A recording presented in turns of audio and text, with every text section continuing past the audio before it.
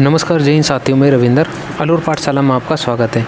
देखिए, आज की जो इस वीडियो के अंदर हम बात करने वाले हैं वे हम करेंगे कि जो आपके राजस्थान के अंदर 1,10,000 जो भर्तियां हैं, यानी कि जो संविदा बेस पर हैं, संविदा कर्मी जो स्थायी होने की, परमानेंट होने की जो बात कही जा रही है, उसके बारे में आपकी जानकारी है और क्या उसकी प्रोसेस रहने वाली है और आपके लिए क्या बेनिफिट होगा कि आपको 5 साल के लिए स्थायी कर दिया जाए, और या कौन कौन से वो विभाग हैं जहाँ पर आपको स्थायी होने के पूरे चांस हैं, जहाँ अपनी जो है स्थायी सेवाएं दे सकते हैं। और इसमें क्या है कि जो सरकार ने अपने बजट में पेश किए हैं, कितने पद पर और कितनी सैलरी बढ़ाने की भी घोषणा की है, और क्या रहेगी पूरी प्रक्रिया, और सरकार के जो नियम हैं जो बदले गए हैं, क्या बदले गए हैं, सारे कुछ बारे में हम इस वीडियो के अंदर चर्चा करेंगे।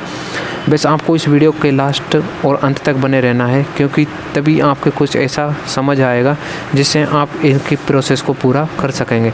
तो आपको ये वीडियो पूरी देखनी है। मिलते हैं तब तक की नेक्स्ट वीडियो में। उससे पहले हम सारी बातें इसमें बताने वाले हैं, तो चलिए वीडियो को करते हैं शुरुआत।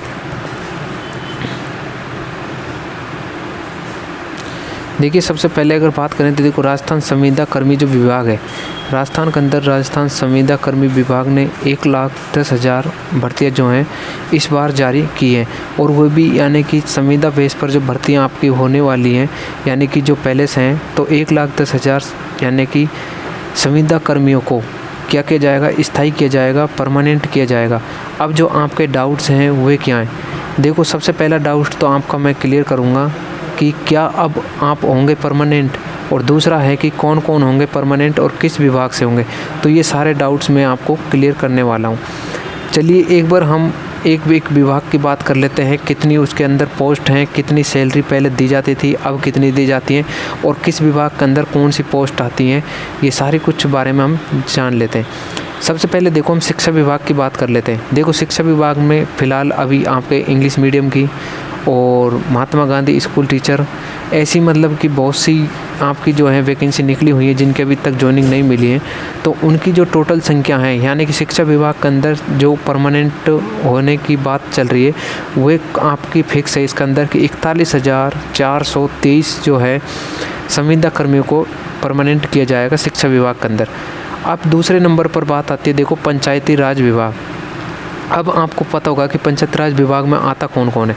तो पंचायती राज विभाग में जो आते हैं वे आए नरेगा वाले, जो नरेगा काम चलता है उसके अंदर जितने भी यानी कि संविदा कर्मी हैं, और उनको जो पहले सैलरी उनको 10,400 दी जाती थी, लेकिन अब 18,326 हो गई है। लेकिन अब इनको स्थायी यानी कि गवर्नमेंट स्थायी परमानेंट करने की पूरी बात कही जा रही है। तो इनको भी कहीं ना कहीं परमानेंट किया जाए। तो पंचायती राज विभाग में कौन कौन सी यानी कि पोस्ट हैं वो मैंने आपको बता दी है, कौन से क्षेत्र में है, तो वो है नरेगा वाली में। अब देखो, चिकित्सा विभाग में, देखो चिकित्सा विभाग में जैसे कि लैब टेक्नीशियन जो होते हैं, उसके अंदर एक तो आपका एएनएम होता है, एक जीएनएम होता है, ये आपकी पोस्ट हैं। तो चिकित्सा विभाग के अंदर जीएनएम और एएनएम के जो हैं यानी कि 31,423 संविदा कर्मियों को स्थायी करने की बात कही जा रही है। और उसके बाद देखो, नेक्स्ट आपका विभाग है अल्पसंख्यक विभाग। इसमें जो है आपके 5697 यानी कि 5,697 संविदा कर्मियों को स्थायी किए जाने की बातें चल रही हैं। तो कहीं ना कहीं आपको इस विभाग में, जितने मैंने विभाग आपको बताए, ये सब के सब स्थायी होने की जो है पूरी संभावना है। अब देखो, विद्युत विभाग में जैसे कि लाइनमैन है और भी अन्य हैं जो कि प्राइवेट सेक्टर में अपने काम कर रहे हैं, सेवाएं दे रहे हैं संविदा बेस पर, और उनको क्या है कि अब भी परमानेंट किया जाएगा, और इनकी संख्या रखी गई है यानी कि 14,337 संविदा कर्मियों को स्थायी करने की मांग कही जा रही है। वैसे तो देखो, ये जो विभाग में जितनी भी यानी कि वैकेंसी हैं और जितने भी यानी कि पद हैं, कितने पदों को परमानेंट किया जाएगा, ये उसे अशोक गहलोत जी ने, यानी कि जो हमारे सीएम है, उन्होंने ये पहले से ही बजट के अंदर पेश कर दिया था कि ये इतने जो हैं संविदा कर्मी स्थायी होंगे। ये पहले ही घोषणा कर दी थी बजट के अंदर कि 1,10,000 संविदा कर्मियों को स्थायी करने की पूरी घोषणा की है। तो ये तो था आपके जितने भी विभाग हैं और विभाग से संबंधित जितनी भी उनके अंदर पोस्ट आती हैं और कौन कौन सी पोस्ट हैं और कितनी पोस्ट हैं और कितने संविदा कर्मियों को किस पोस्ट के अंदर यानी कि स्थायी परमानेंट किए जाने की बात कही है। तो सारा कुछ मैंने आपको इसके अंदर बताया। अब देखिए नेक्स्ट हम एक एक की बात कर लेते हैं। सबसे पहले देखो संविदा कर्मी विभाग राजस्थान की बात करें तो शिक्षा विभाग में संविदा कर्मियों की संख्या 41,423 से बढ़ाकर अब कितनी रख दी गई है, 46,000 कर दी गई है। ये आप बिल्कुल विशेष ध्यान रखें, ये अभी न्यू नोटिफिकेशन है आपका कि पहले संविदा कर्मी स्थायी होते थे 41,423, लेकिन अब इनको बढ़ाकर 46,000 कर दिया गया है। अब शिक्षा विभाग में जो स्थायी होंगे हुए होंगे 46,000 संविदा कर्मी। उसके बाद शिक्षा विभाग में पंचायती सहायक पैरा टीचर्स के रूप में अपना कार्य कर रहे हैं। ये क्या है, उनकी पोस्ट है। नरेगा में जो कार्यरत हैं वो पंचायती राज विभाग में आते हैं, वो मैंने आपको पहले ही बता दिया है। और यानी कि चिकित्सा विभाग में जैसे कि एएनएम है, जीएनएम है, लैब टेक्नीशियन है, ये आते हैं। उसके बाद अगर बात करें देखो जो संविदा कर्मी विद्युत विभाग लाइनमैन के तौर पर यानी कि अपना कार्य कर रहा है वह विभाग में आता है। यानी कि कौन से विभाग में आएगा, विद्युत विभाग में आता है। अगर मान लो कि शिक्षा विभाग के संविदा कर्मियों की बात कही जाए तो परमानेंट को लेकर तो एक सालाना खर्च यानी कि 40,000 करोड़ रुपए का होता है, लेकिन उनमें से 900 करोड़ का ही खर्चा होगा। ये सरकार के लिए बड़ी बात है। अब देखो आपको एक इसमें इम्पोर्टेंट बात याद रखने की, जो शिक्षा विभाग है यानी कि उस पर विशेष चर्चा करने वाले हैं। तो देखिए राजस्थान जो कॉन्ट्रेक्चुअल विभाग जो है तो उसके अंदर अगर हम बात करें तो देखो शिक्षा विभाग